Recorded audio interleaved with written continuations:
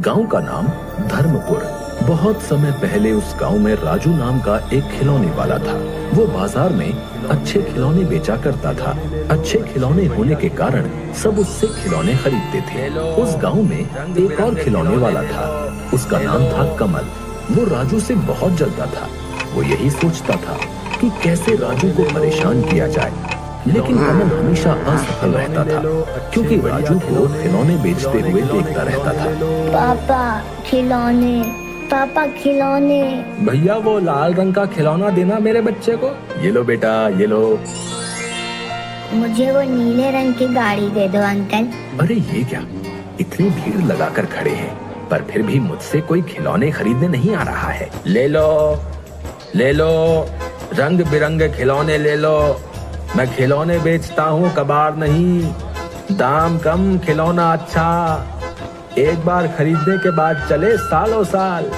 अरे ये क्या, बाजार में किसी ने इस तरफ मुड़कर भी नहीं देखा। लगता है सबके सब बहरे हो गए हैं। लगता है कुछ ना कुछ गड़बड़ है। राजू के पास ही जाकर देखता हूँ, वहीं पर ज्यादा बच्चे हैं। अरे क्या हुआ कमल भाई, तुम यहाँ क्यों आ गए? असल में वहाँ बच्चे नहीं आ रहे हैं। तुम्हारे यहाँ तो बच्चे भीड़ लगाकर खिलौने ले रहे हैं, इसलिए सोचा इधर ही कुछ शुभ है। अरे कमल भाई, ऐसा कुछ नहीं है। असल में बात ये है कि लोग पैसा देकर अच्छा सामान खरीदते हैं। तुम भी अच्छे खिलौने दो तो बच्चे भी तुम्हारे पास भीड़ लगाकर खिलौने खरीदेंगे। हाँ बेटा, तुम्हें कौन सा खिलौना चाहिए? अंकल वो हरा वाला। देखो कमल भाई, मैं सबको अच्छे खिलौने ही बेचता हूँ। हाँ, लेकिन मुझे थोड़ा कम लाभ होता है। लेकिन ज्यादा लाभ के चक्कर में कहीं कुछ भी ना मिले तो फिर कमल खिलौने वाला सोचते हुए बोलता है, बड़ा ज्ञान देने वाला बन रहा है। रुक, तेरा ज्ञान निकालता हूँ। कमल भाई, तुम यहाँ पर खिलौने बेचो और मैं तुम्हारी जगह जाकर खिलौने बेचता हूँ। ठीक है कमल भाई? जैसे तुम्हारी मर्जी राजू। फिर ये मत कहना कमल ने मेरे ग्राहक छीन लिए। दोनों हल्की सी हंसी हंसते हैं। नहीं कमल भाई, कोई किसी का भाग्य नहीं छीन सकता, तुम निश्चिंत रहो। दोनों ने अपनी अपनी जगह बदल ली। एक बच्चा दौड़ कर आता है। राजू खिलौने वाले की दुकान के सामने जाकर खड़ा हो जाता है, लेकिन वहाँ पर कमल अपने खिलौने बेच रहा होता है। बेटा, तुम्हें खिलौना चाहिए ना? आप बताओ कौन सा? अंकल वो राजू अंकल कहाँ हैं? मैं उन्हीं से खिलौना लेता हूँ। कमल राजू की ओर इशारा करते हुए बच्चे को बताता है। बच्चा दौड़कर राजू के पास जाता है। अगला दिन चिंता में घूमते हुए राजू खिलौने वाले के घर जाता है। तभी वो देखता है कि राजू अपने खिलौने बेचने के लिए तैयार कर रहा है और तभी राजू खिलौने वाला किसी काम से बाहर जाता है और कमल चुपके से उसके घर में घुस जाता है। फिर वो कुछ खिलौने खराब कर देने के बाद जब अपने घर वापस जा रहा होता है तो एक बच्चा उसको भागते हुए देख लेता है। अरे ये तो कमल खिलौने वाला है, लेकिन ये भाग क्यों रहा है? उसी दिन बाजार में बच्चा, अंकल मुझे वो हाथी देना। अरे अंकल, इस हाथी का तो पैर टूटा हुआ है। अरे राजू, ये क्या टूटे हुए खिलौने दे रहे हो बच्चे को? मैं तुम्हारे पास से खिलौने नहीं लूंगा। राजू अंकल, आप मुझे टूटे हुए खिलौने दे रहे हो। तभी कमल आवाज लगाते हुए बोला, आइए आइए आइए, रंग बिरंगे खिलौने, मजबूत खिलौने, अच्छे खिलौने, बिना टूटे हुए खिलौने मिलेंगे मेरे पास। आइए, इधर आइए। तभी बच्चे दौड़कर कमल खिलौने वाले की दुकान पर चले जाते हैं और उससे खिलौने खरीदने लगते हैं। अगले दिन राजू खिलौने वाला सभी खिलौने अच्छे से पैक करने के बाद चारों तरफ अच्छे से देखकर तौलिया लेकर नहाने चला जाता है।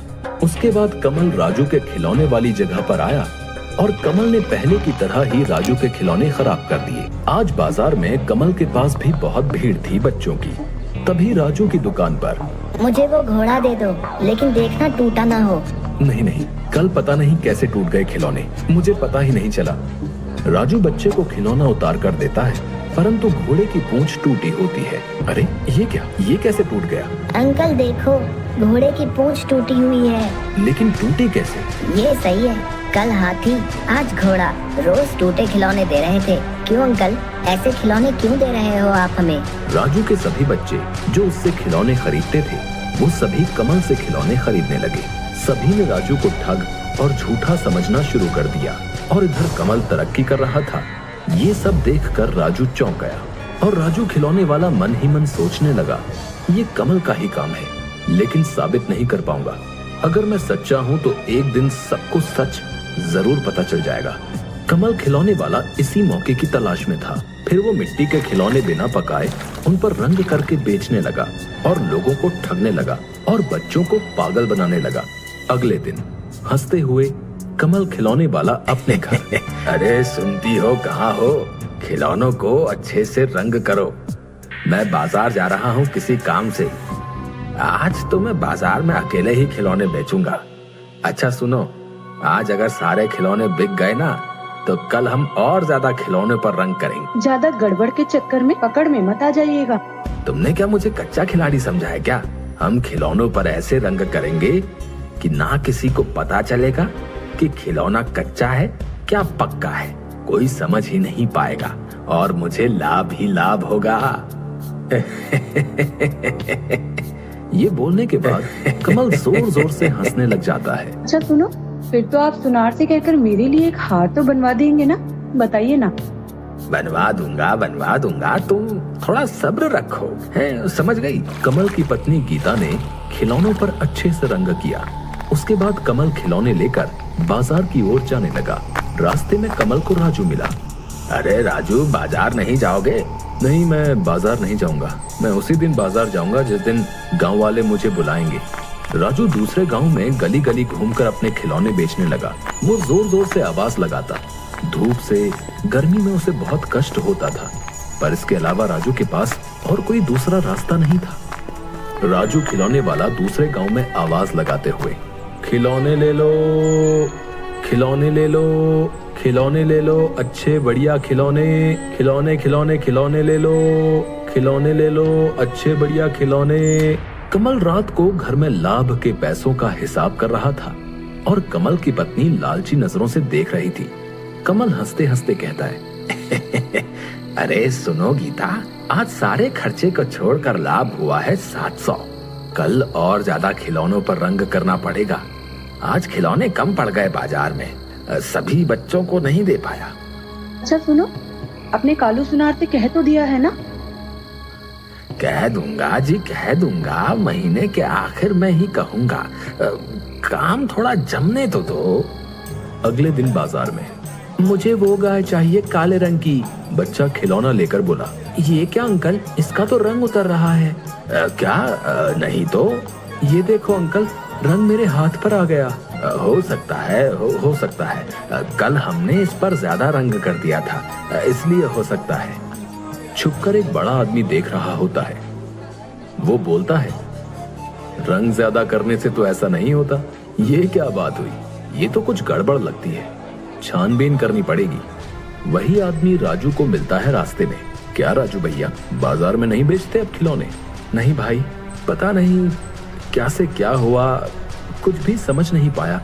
मैंने सब अच्छे तरीके से खिलौने तैयार किए, लेकिन जब बाजार में जाकर बच्चे को दिए तो कुछ खिलौने टूटे हुए निकले। फिर दूसरे दिन भी ऐसा ही हुआ। राजू भैया, मुझे जरा शक हो रहा है, बताऊं कि ना बताऊं? नहीं, अभी नहीं बताऊंगा। पहले सबूत जुटा लूं, उसके बाद बताऊंगा। सच्चाई की जीत होती है और बुरे लोगों की होती है हार। अगले दिन कमल के घर पर वो आदमी कमल की खिड़की के बाहर सब कुछ देख रहा होता है। यह लीजिए कच्चे खिलौने, और कितने अच्छे खिलौने चाहिए? अरे सुनो, आज बहुत सारे बच्चे होंगे, सबको खिलौने देने होंगे। रंग तो कम है, आज रंग में पानी मिलाते हैं। आदमी मन ही मन, अच्छा रुको बच्चों रुको, तुम्हें अभी मजा चखाता हूँ। आदमी चिल्लाने लगता है, अरे कोई है? अरे सबके सब कहाँ गए? अरे कोई है? अरे सब कहाँ हो? देखो कमल भाई क्या कर रहे हैं, देखो देखो। इतने दिनों से तुम लोगों ने कच्ची मिट्टी खरीदी है और पक्की मिट्टी का भाव दिया है। देखो देखो कमल भाई क्या कर रहे हैं। कमल और कमल की पत्नी पंचायत में सिर झुका के खड़े हैं। जिन लोगों ने कमल से खिलौने खरीदे थे वो भी खड़े हैं। पंचायत में आदमी बोलता है, कमल भाई ने राजू भाई के खिलौने खराब किए, क्योंकि उस आदमी ने कमल को राजू के घर से भागते हुए देखा था। छी कमल छी, बच्चों के खिलौनों में मिलावट करता है। सुनो, तुम्हारी सजा है। तुम्हें तुम्हारा सिर मुंडवा कर, मुंह काला करके गधे पर बैठा कर पूरे गांव में घुमाया जाए और तुम्हारे सीने पर एक कागज पर लिखा जाएगा कि मैं बेईमान और लालची हूँ। और राजू को खबर भिजवाओ, कल से वो बाजार में खिलौने बेचने के लिए आ सकता है। गधे की पीठ पर कमल बैठा शर्म से है सर नीचा और मुंह है काला। गांव वाले राजू के पास आए और बोले, राजू भाई आप ही बाजार में खिलौने बेचिए, हमारे बच्चों से गलती हो गई। राजू आसमान की तरफ देखने लगा और उसकी आंखों में आंसू आ गए।